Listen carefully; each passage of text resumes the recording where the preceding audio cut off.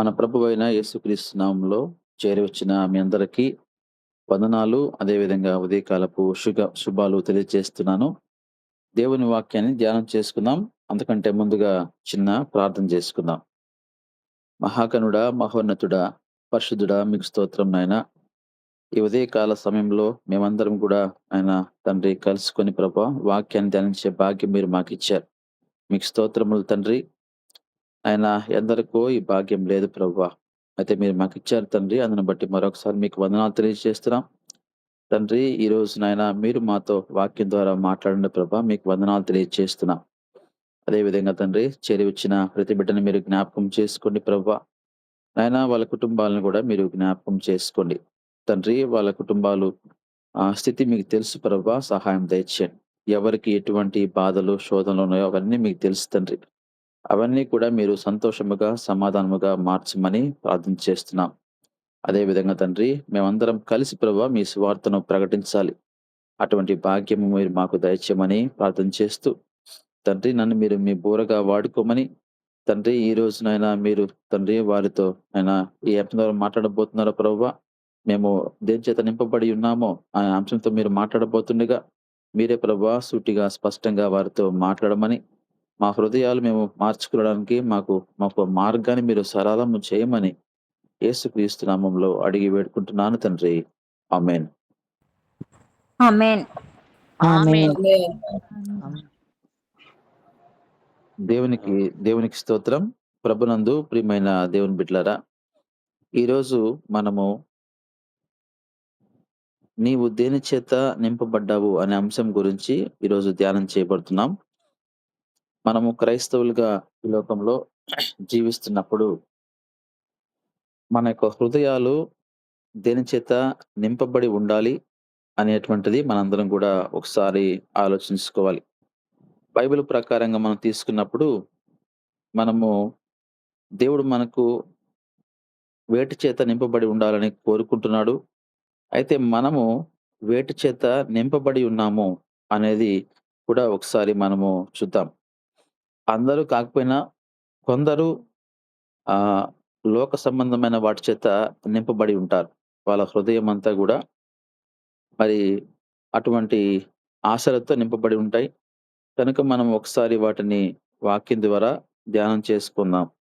మొట్టమొదటిగా ఇప్పుడు మనం చదువుకున్నటువంటి వాక్య భాగాన్ని చూసినట్లయితే ఫిలిప్పి రాసిన పత్రిక 1 అధ్యాయము 9, 10, 11 వచనాలు మనం గమనించినట్లయితే, మీరు శ్రేష్టమైన కార్యములను వివేచింపగలవారగుటకు మీ ప్రేమ తెలివితోనూ సకల విధములైన అనుభవ జ్ఞానముతోనూ కూడినదై అంతకంతకు అభివృద్ధి పొందవలననియు. ఇక్కడ ఈ ఈ యొక్క వచనాన్ని మనం గమనించినప్పుడు మనము వివే వివేచింపగలవారగుటకు అనే మాట చూస్తున్నాం. కనుక మనము శ్రేష్టమైన కార్యములను మనము వివేచించాలంటే మన ప్రేమ ఎలా ఉండాలి అంటే తెలివితో, అదే విధంగా సకల విధములైన అనుభవ జ్ఞానం. ఇది జ్ఞానం మాత్రమే కాదు, అనుభవంతో కూడినటువంటి జ్ఞానము మనము కలిగిన వారమై ఉండాలి. అదే సమయంలో మనలో అంతకంతకు అభివృద్ధి పొందాలి.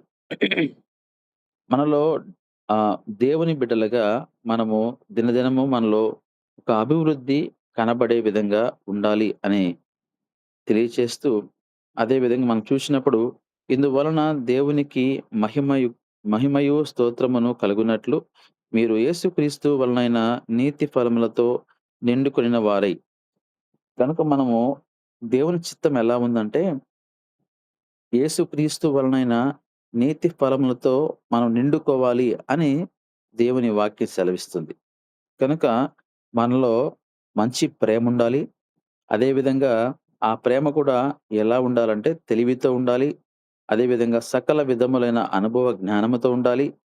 అదే విధంగా మనము అభివృద్ధి చెందాలి అని దేవుడు కోరుకుంటున్నాడు.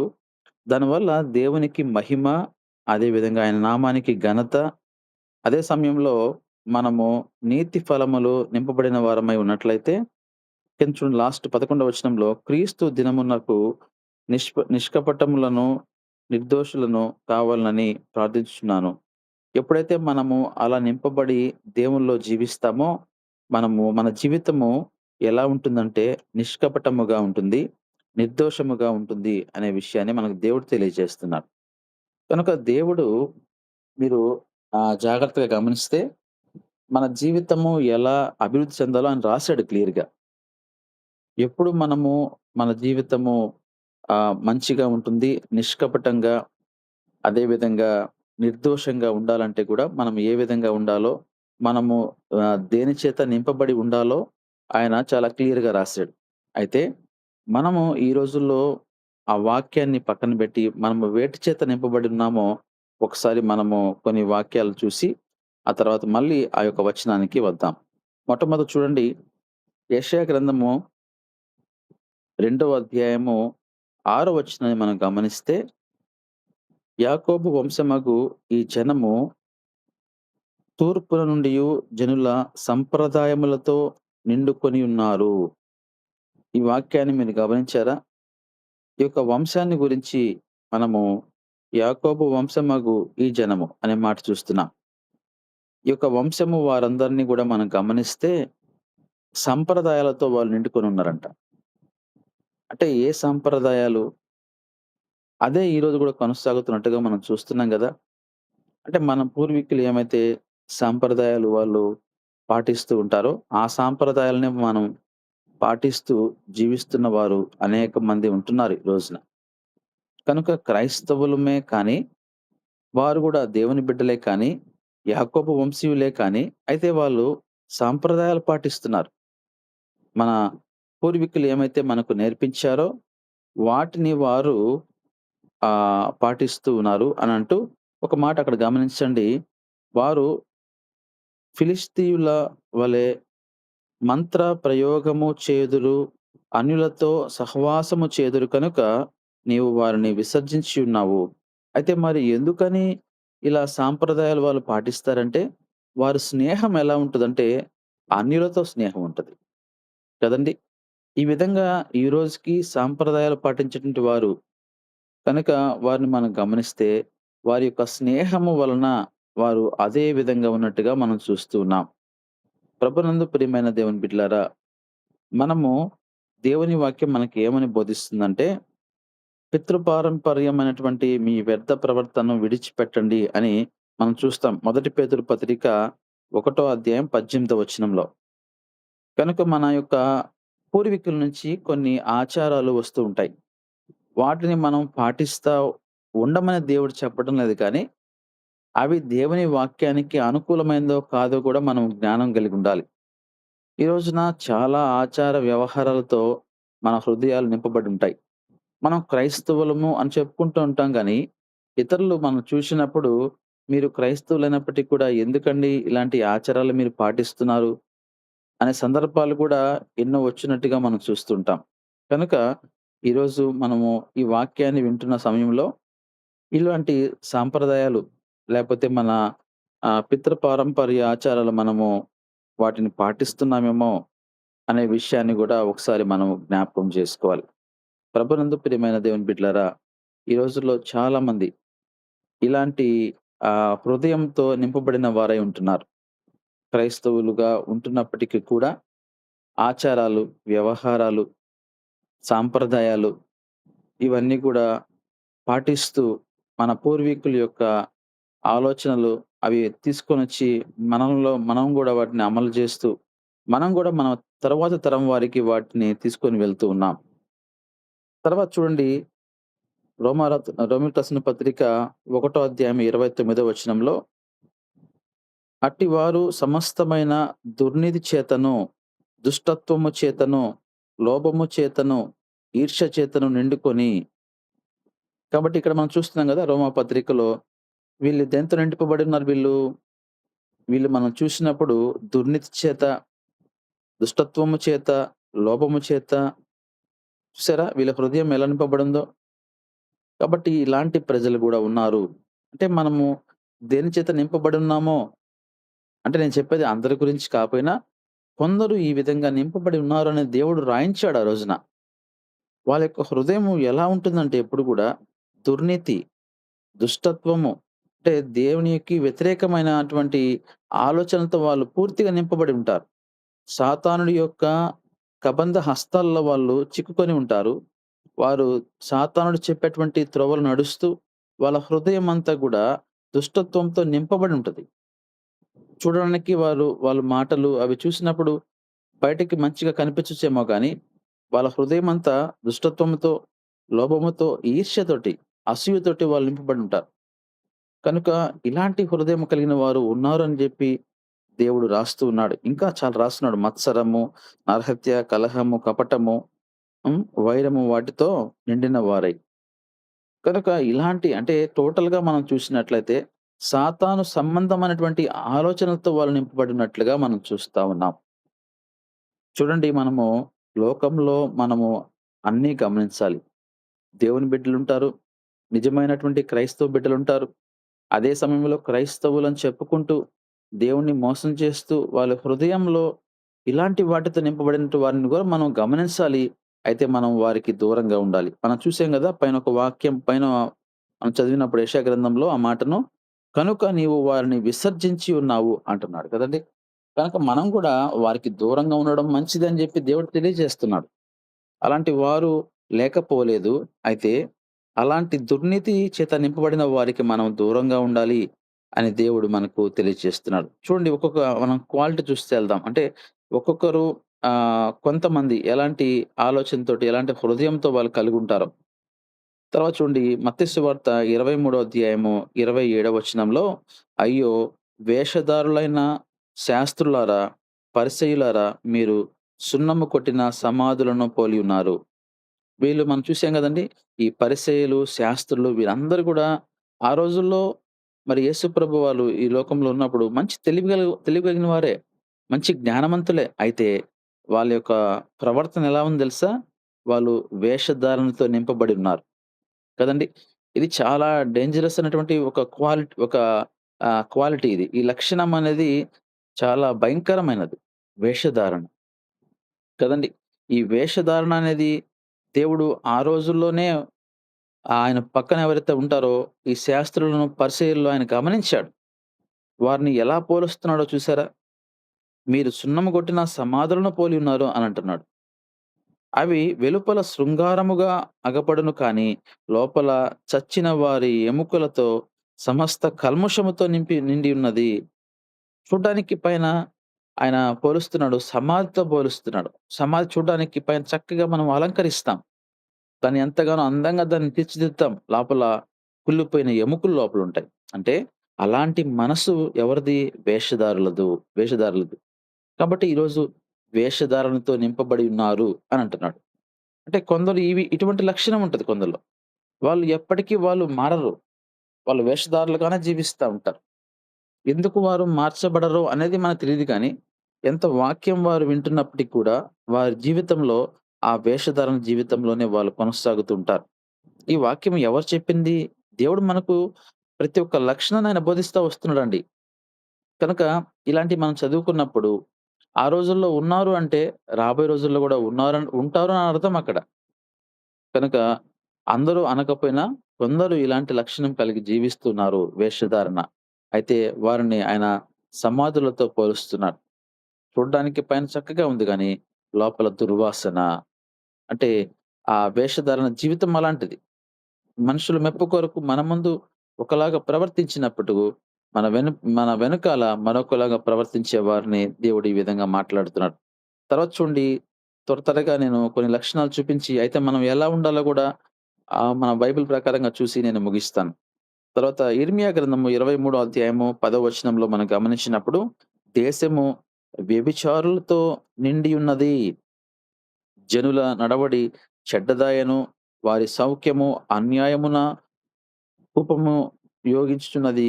కనుక శాపగ్రస్తమైన దేశము దుఃఖపడుచున్నది. అడవి బీళ్ళు ఎండిపోయెను. ఇక్కడ మనం చూసినప్పుడు గూడా దేశం ఎలా ఉందంట? వ్యభిచారులతో నిండిపోయున్నది. ఈ రోజున మనం చూస్తున్నాం గదండీ! ఆ రోజు దేవుడు రాయించినాడు ఇర్మియా ప్రవక్త ద్వారా. ఈరోజు మనం చూస్తే ఎంతో మంది హత్యలు. ఎందుకు హత్యలు జరుగుతున్నాయి అని మనం సోషల్ మీడియాలో గమనిస్తే గూడా అక్రమ సంబంధాల వల్ల భర్త భార్యలను చంపడం, భార్య భర్తలను చంపడం. చూసారండి? దేవుడు రాయించింది మరి కరెక్టే గదండీ! కాబట్టి ఆ హృదయం ఎలా నిండిపోయింది? వ్యభిచారముతో నిండిపోయింది. కాబట్టి ఆ ఆలోచనలతో వాళ్ళు నిండిపోయినారు. కనుక వారి యొక్క నడవడిక పూర్తిగా చెడ్డదాయను అనే మాట ఇక్కడ మనం చూస్తా ఉన్నాం. ఇలాంటి హృదయంతో ఉండేవారున్నారు. క్రైస్తవ బిడ్డలు లేరంటారా? దేవుణ్ణి నమ్ముకున్న వాళ్ళు లేరంటారా? ఉన్నారు. ఇలాంటి ఆలోచనలతో వాళ్ళు ముందుకు వెళ్తున్నటువంటి వారు గూడా ఉన్నారు. కనుక ఇన్ని రకాల ప్రవర్తనలు మనం చూస్తా ఉన్నాం. తర్వాత చూడండి, లూకా సువార్త 4 అధ్యాయం 29 వచనంలో ఆగ్రహముతో నిండుకొని వీళ్ళెలా ఉంటారో తెలుసా వీళ్ళు? కోపముతో ఎప్పుడు వాళ్ళ యొక్క హృదయంలో కోపము, ఆగ్రహము, పగ లేచి ఆయనను పట్టణము నుండి వెళ్ళగొట్టి ఆయనను తలక్రిందుగా పడద్రోయవలెనని తమ పట్టణము కట్ట ఆహ్, కట్టబడినటువంటి కొండపేట వరకు ఆయనను తీసుకొని పోయిరి. చూసారా? ఆగ్రహంతో నింపబడి వీళ్ళు ఎప్పుడెప్పుడు ఈయన బయటికి తరిమేద్దామా అనే ఆలోచనతో కలిగిన వారు. ఎందుకంటే మనకు వాక్యము లోతులోకి వెళ్ళకపోయినప్పటికీ ఎటువంటి ప్రవర్తన వీళ్ళు కలిగి ఉన్నారు. ఈ రోజుల్లో మనము మన హృదయము దేని చేత నింపబడి ఉందనడానికి నేను మీకు ఇవన్నీ తీసుకొనొస్తున్నాను. ఇన్ని లక్షణాలు దేవుడు మనకు చూపిస్తున్నాడు. ఇలాంటి మనుషుల మధ్య మనం నివసిస్తూ ఉన్నాం ఈ రోజున. తర్వాత చూడండి, అసూయతో నిండిన వారు. అపోస్తల కార్యములు 5 అధ్యాయం 17 వచనంలో ప్రధాన యాజకుడును అతనితో కూడి ఉన్న వారందరూ అనగా సద్దూకయ్యులు తెగవారు లేచి మత్సరముతో నిండుకొని, ఇక్కడ మనం చూస్తాం పేతురు గురించి. పేతురు అద్భుత కార్యాలు చేస్తా ఉంటే అక్కడున్న వారు అసూయతో నింపబడ్డారు. అంటే ఒక మంచి కార్యం చేస్తా ఉంటే ఆ మంచి కార్యాన్ని బట్టి అసూయతో నింపబడ్డమా? ఇది ఇప్పుడొచ్చిన లక్షణం కాదండి ఇది. ఈరోజు మనం గమనిస్తాం గదా! ఏదైనా ఒక డెవలప్‌మెంట్ వస్తున్నప్పుడు అసూయ పడడం. ఎలా దీన్ని స్పాయిల్ చేయాలని చూడడం. అంటే ఇది ఇప్పుడొచ్చిన లక్షణమా? కాదు. ఆ రోజు చూడండి, పేతురు గారు అందరికి గొప్ప కార్యాలు, అద్భుత కార్యాలు, స్వస్థత కార్యాలు చేస్తా ఉన్నాడు. ఎవరికైనా బాగలేకపోతే ప్రార్థన చేసి వాళ్ళని స్వస్థపరుస్తున్నాడు. దేవుడి నామాన్ని బట్టి.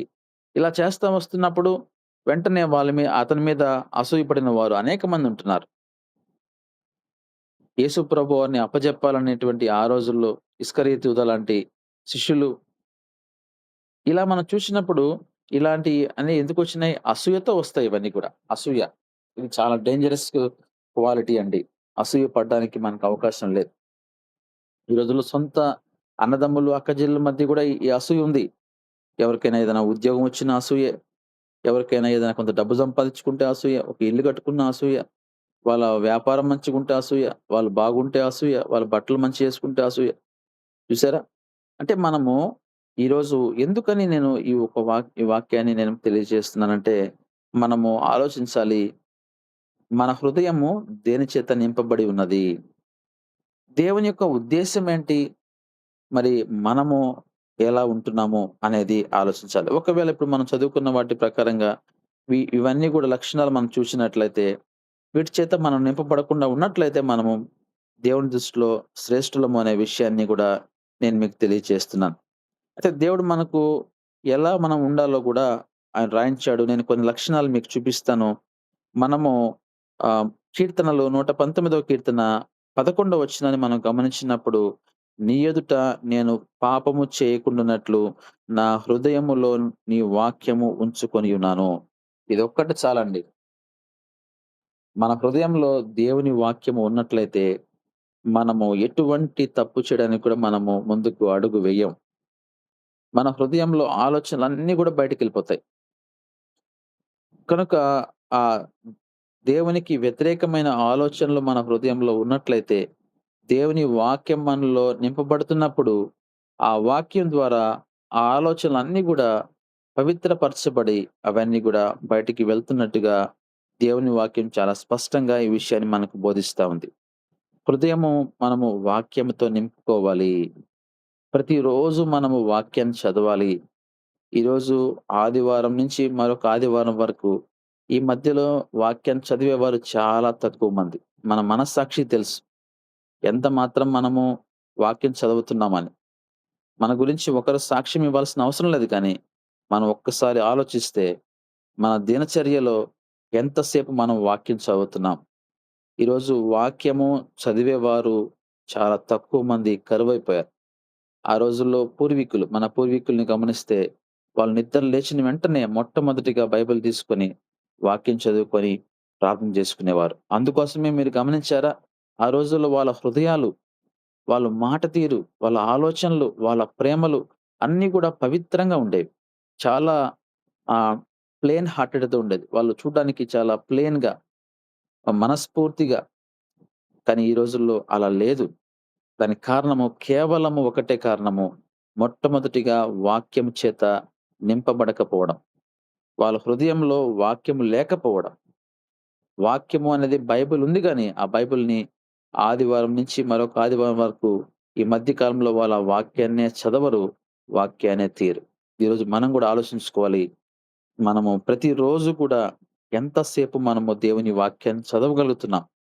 ఆ చదివిన వాక్యాన్ని నువ్వు ఎంతవరకు నీ జీవితంలో దాన్ని అన్వయించుకొని ముందుకు కొనసాగుతున్నాం అనే విషయాన్ని కూడా ఆలోచించాలి.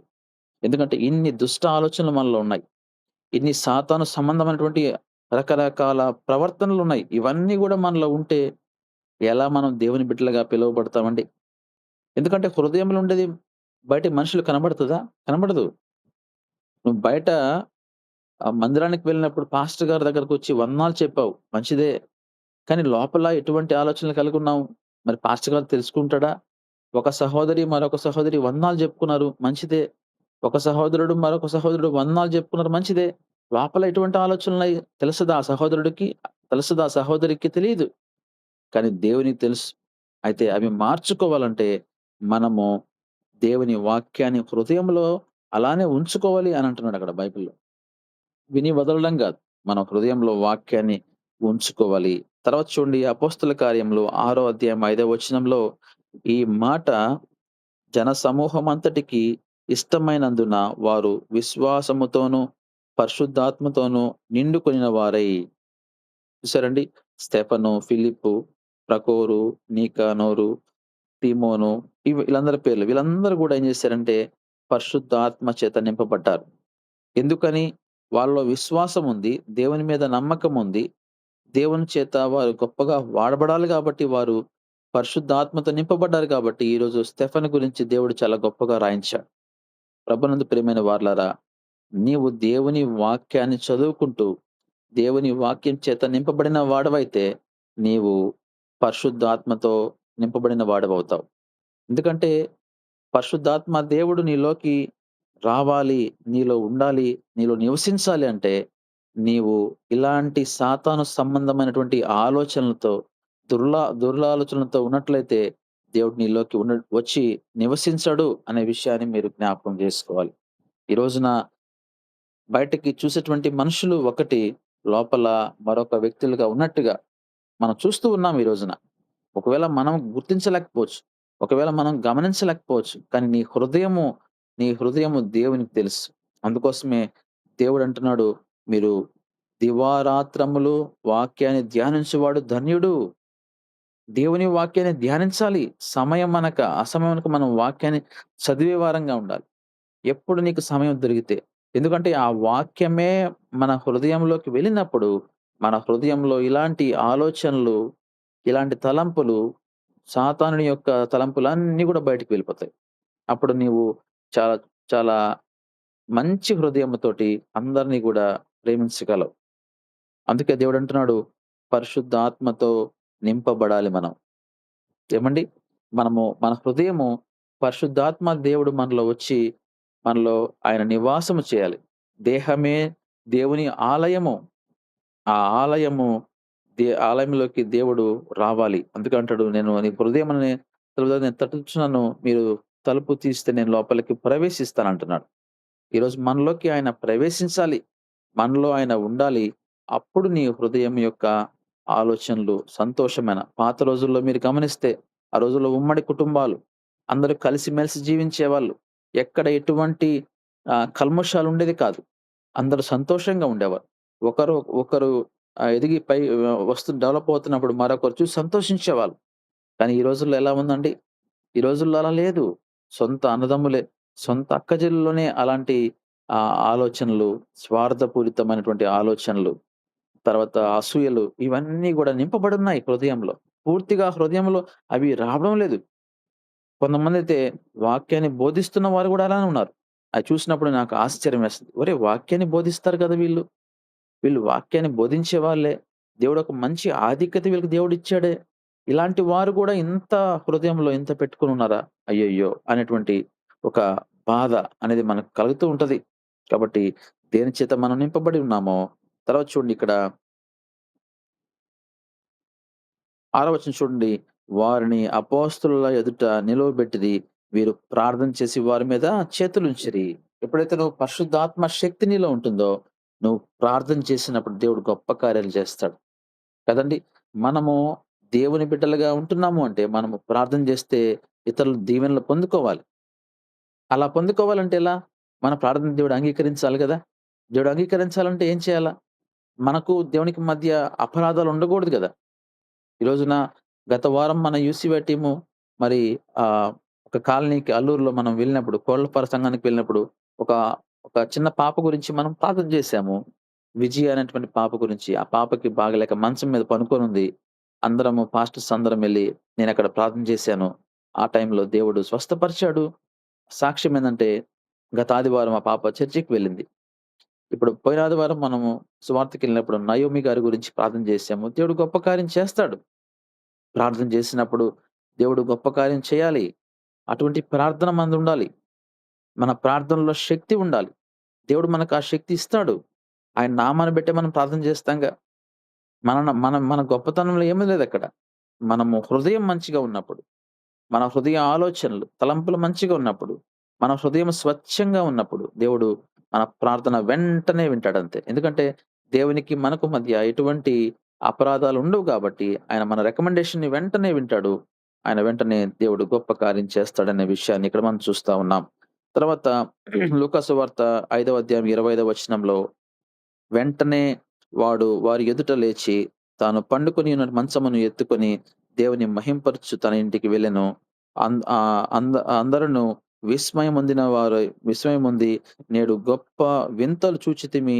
మన దేవుని మహింపరచు చూచితిమని దేవుని మహింపరుస్తూ భయముతో నిండుకొనిరి. ఈ మాట భయముతో నిండుకోవాలి. ఆ రోజుల్లో అన్యులు దేవుడు ఆ పక్షవాయువుని అతను లేపినప్పుడు, ఆ గొప్ప కార్యం చూసి వాళ్ళు భయపడ్డారు. ఈరోజు భయం మనలో ఉందా? ఒక మనుషుల యొక్క భయం వద్దండి. తండ్రి భయము, తల్లి భయము వద్దు. దేవుని భయముంటే ఇవన్నీ ఆటోమేటిక్‌గా వస్తాయి. మొట్టమొదటిగా మనకు కావాల్సింది మనకు కనబడడు మన దేవుడు. మనకు కనబడడు మన దేవుడు. ఆయన ఆత్మ స్వరూపి. ఆయన భయం మనలో ఉండాలి. ఎక్కడున్నప్పటికీ, ఏ ప్రదేశంలో ఉన్నప్పటికీ. ఆయన భయం మనలో ఉన్నప్పుడు, మనలో మార్పు, మనలో ఒక శక్తి, ఒక మంచితనము ఇవన్నీ మనలో ఉంటాయి. దేవుడు ఏమైతే కోరుకున్నాడో, ఆ హృదయం కలిగి నువ్వుంటావు. ఈరోజు ఆ భయము, ఆ భక్తి లేకనే ఈరోజు మన కుటుంబాలు ఇలా ఉన్నాయి. ఈరోజు మన కుటుంబాల్లో మన బిడ్డలకు భయము, భక్తి లేదు. ఈరోజు మన కుటుంబాల్లో మనకు కూడా భయము, భక్తి లేదు. తెలుసండి మీకు? మనకు అన్నిటికి మనం ఇంపార్టెన్స్ ఇస్తాము. దేవుని వాక్యానికి మనం ఇంపార్టెన్స్ ఇవ్వం. అన్నిటికి మనం ప్రాముఖ్యతనిస్తాము. అన్నిటికి మనము సమయాన్ని వెచ్చిస్తాము. దేవుని వాక్యంకొచ్చేటప్పటికే సమయాన్ని ఇవ్వడానికి ఇష్టపడము. ఈ రోజుల్లో అలానే అయిపోయింది. కల్మషం అయిపోయింది పూర్తిగా. వంటలు చేసుకుంటాము. లేపోతే ఇంట్లో అన్ని పనులు చేసుకోవడానికి ఎంతో సమయం వెచ్చిస్తాము. లేపోతే ఉద్యోగానికి, బయట పనులకి మగవాళ్ళు ఎంతో సమయం వెచ్చిస్తారు. ఇంట్లోకొచ్చి వాక్యం చదువుకుందాము, ప్రార్థన చేసుకుందామంటే టైం వెచ్చించే పరిస్థితి లేదు. కారణం ఏందంటే దేవుని భయం లేదు. గమనించారా? దేవుని భయం లేదు. అందుకోసమే మనము ఈ రోజున ఇలా మన జీవితాలున్నాయి ఈ రోజున. మన పూర్వీకుల యొక్క జీవితాలు చూడండి. ఎంత చక్కగా సంతోషంగా ఉండేవారాళ్ళు. వాళ్ళకొచ్చేది కొద్దిగే ఆ రోజుల్లో. ఇంత జీతాలు ఎటున్నాయి అప్పుడు? కొద్ది జీతాలున్నాయి. అయినప్పటికి కూడా సంతోషంగా బ్రతికారాళ్ళు. ఈరోజు మనకి అన్నీ పెరిగినాయి. అదే సమయంలో మనశ్శాంతి లేదు, సంతోషం లేదు, సమాధానం లేదు కొన్ని కుటుంబాలు. నేను అందరి గురించి మాట్లాడడం లేదు. కొందరి గురించే మాట్లాడుతున్నా. ఒకవేళ వాళ్ళలో మనం గూడా ఉన్నామేమో ఆలోచించుకోవాల్సినటువంటి సమయం ఇది. దేవుడు మనతో వాక్యం ద్వారా మాట్లాడుతున్నప్పుడు మనల్ని మనం ఒకసారి ప్రశ్న వేసుకోవాల్సిన సమయం ఇది. ఈరోజు నీ కుటుంబంలో మనశ్శాంతి లేకపోతే, ఈరోజు నీ కుటుంబంలో ఒకవేళ ఇబ్బందులు పడుతున్నావంటే దానికి కారణం ఏందని ఎప్పుడైనా దేవుడిని అడిగావా? దేవుని వాక్యానికి ఎప్పుడైనా సమయం ఇచ్చావా? దేవునితో పోరాటం చేశావా? దేవుని వాక్యంతో నింపబడుందా నీ హృదయము? దేవుని వాక్యంతో నీ హృదయం నింపబడుంటే, నీ హృదయము నింపబడినప్పుడు, ఆ వాక్యం అనేది నిన్ను మొత్తం మార్చేస్తది గదా!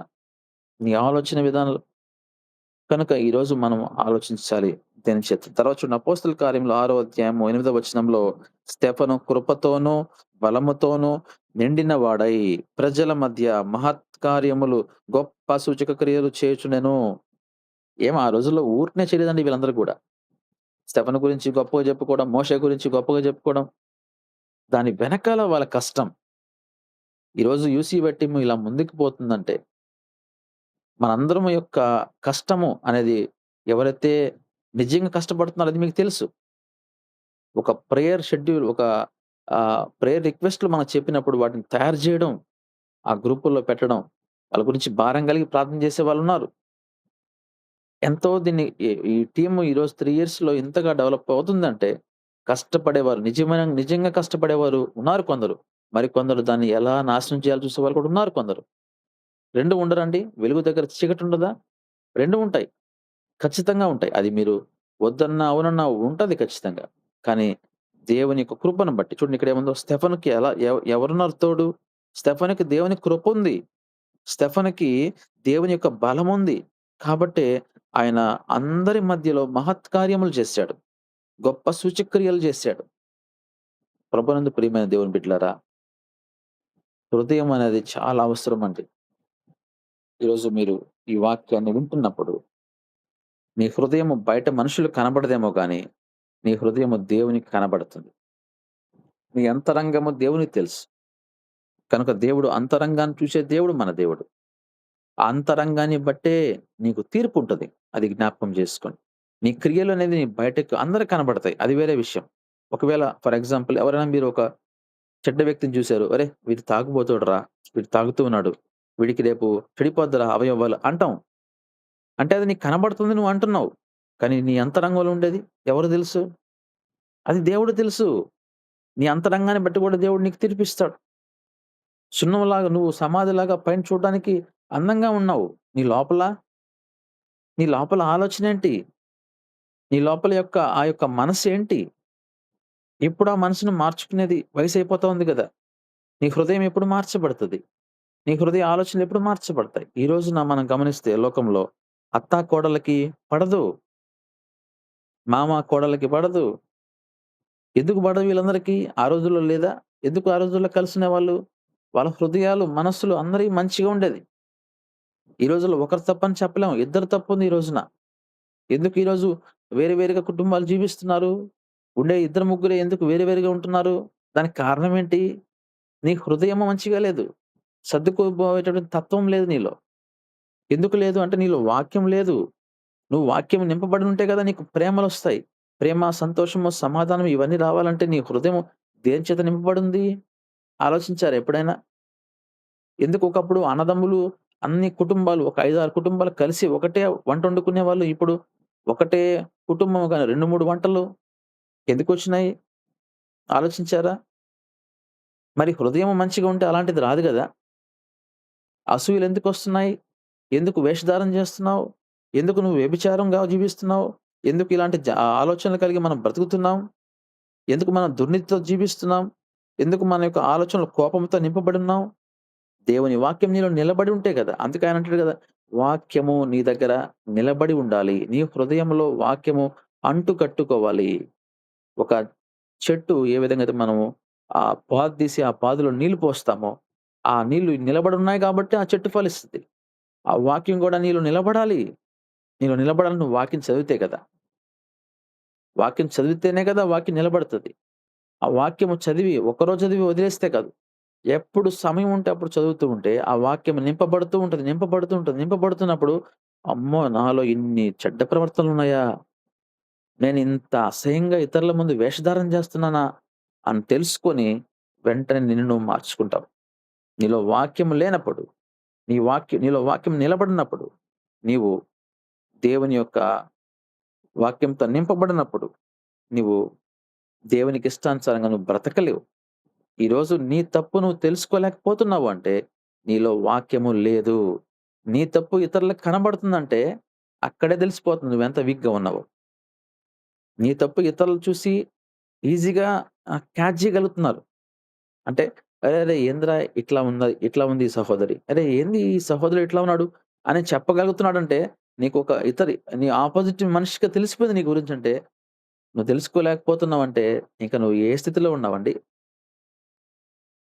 ఎంత బాధేస్తది ఆ స్థితి గదండీ!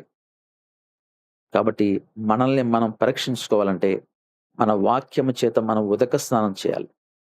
వాక్యం అనేది మన హృదయంలోకి వెళ్లి నరనరాలు, కండరాల్లో అది శోధించినప్పుడు, అది నిన్ను కొట్టినప్పుడు వాక్యం నిన్ను, అప్పుడు తెలుసుకుంటావు నీ యొక్క పరిస్థితి. ఈరోజున ఎంతోమంది బాగున్నప్పుడు, "అయ్యా! బాప్తిస్మం తీసుకో అయ్యా. నువ్వు మారుమనసు పొందయ్యా. దేవుడిని నమ్ముకో." "అయ్యా! మేము చేయం. నేను రానయ్యా. నేను బాప్తిజం తీసుకోనయ్యా." పడకలో పడిన తర్వాత, "అయ్యా! నాకు బాప్తిజం ఇస్తావా? నేను మారుమనసు పొందుతా. నాకు కొద్దిగా నువ్వు రక్షణ ఇస్తావా?" అంటే అప్పుడెట్ట పోయిందది?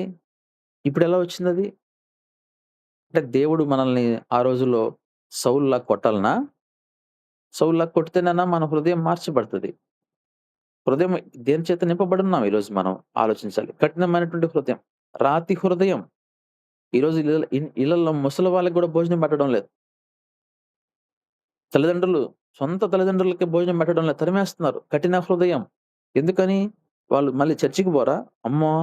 2 చేతులతో 2 బైబిల్ పెట్టుకొని పోతారు. ఎవరికి గావాలి నీ బైబిల్? ఎవరికి గావాలి నీ వేషధారణ? దేవుడు తెలీదా? దేవుడు సమస్తాన్ని గమనిస్తున్నాడండి. మనము నిజమైన క్రైస్తవులుగా మనము ఉన్నామంటే, మనము ఆ రోజుల్లో mother Teresa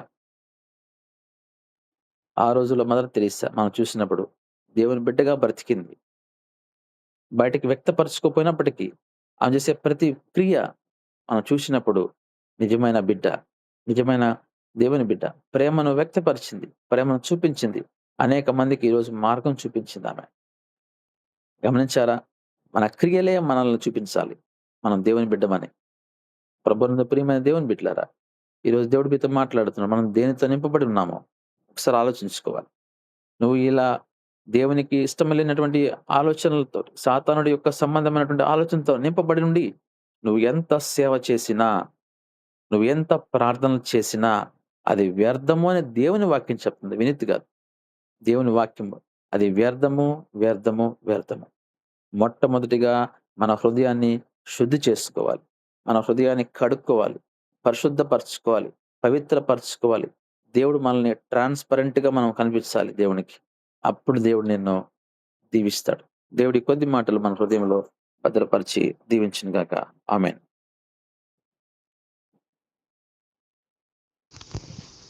thank you brother. ఇప్పటి వరకు వాక్య సందేశాన్ని అందించినటువంటి బ్రదర్ వినీత్ కుమార్ గారికి దేవుని నామంలో వందనాలు తెలియజేసుకుంటూ ఉన్నాను. ఈ సమయంలో మనం విన్నటువంటి వాక్య భాగాన్ని మనం గమనించినట్లయితే, ఈ లోకంలో అంతరించిపోతున్నటువంటి ఆత్మాభిమానాలు, అలాగే ఎంతో ప్రబలుతున్నటువంటి ఈర్ష్యా ద్వేషాల గురించి లేఖనాల ప్రకారంగా బ్రదర్ చాలా చక్కగా వివరించారు. అందుని బట్టి మరొకసారి దేవుని నామంలో వందనాలు తెలియజేసుకుంటూ ఉన్నాం. మనం విన్నటువంటి ఈ యొక్క వాక్య సందేశాన్ని మన యొక్క జీవితాల్లో అన్వయించుకోవాలి. మనలో అలాంటి లక్షణాలు మనలో ఉన్నట్లయితే వాటిని వదిలిపెట్టివేసి తిరిగి మళ్ళీ మనము దేవుని యొక్క సన్నిధానంలో వాటిని ఒప్పుకొని పశ్చాత్తాప హృదయంతో జీవించాలని ఈరోజు మనం ఉదయకాల సమయంలో దేవుడు మనతో బ్రదర్ ద్వారా మాట్లాడి ఉన్నారు కనుక మనం వాటి గురించి ఆలోచించాలి. అలాంటి నైజం ప్రతి దగ్గర మనం గమనిస్తూ ఉన్నాం. ఓర్వలేనితనం, ఈర్ష్య, అలాగే అన్ని విషయాల్లో ఎదుగుతూ ఉన్నప్పుడు పక్కన ఉన్నటువంటి వాళ్ళే ఆ విధంగా మనల్ని చేస్తూ ఉంటారు. కాబట్టి మనం కూడా చాలాసార్లు అనుభవించుంటాం. కాబట్టి అనుభవించినటువంటి మనం, నేర్చుకున్నటువంటి మనం వాటిని అదే విధంగా ఫాలో కాకుండా మనలో అలాంటి లక్షణాలు ఉంటే తీసివేసుకొని మనం నిజమైనటువంటి క్రైస్తవులుగా, దేవుని బిడ్డలుగా ఈ లోకంలో జీవించాలని మనకు అప్పుడప్పుడు హెచ్చరికలు వస్తూ ఉంటాయి. ప్రియమైనటువంటి వారులారా, ఈరోజు విన్నటువంటి వాక్య సందేశం కూడా హెచ్చరిక అనుకుందాం. మన జీవితాలను మార్చుకొని ముందుకు కొనసాగుదాం. క్రియ రూపంలో ఒకటి, ఆంతర్యంలో ఒకటి ఉండకుండా రెండు ఏకరీతిగా ఉండినట్లుగా మన జీవితాలను సరిచేసుకొని ముందుకు కొనసాగుదాం. ఇలాగున చెప్పబడినటువంటి యొక్క వాక్య సందేశం మన జీవితాల్లో నీరు కట్టి ఫలించలాగిన ప్రార్థనతో ముందుకు వెళ్దాం. బ్రదర్ సునీల్ గారు రాయపేట నుంచి.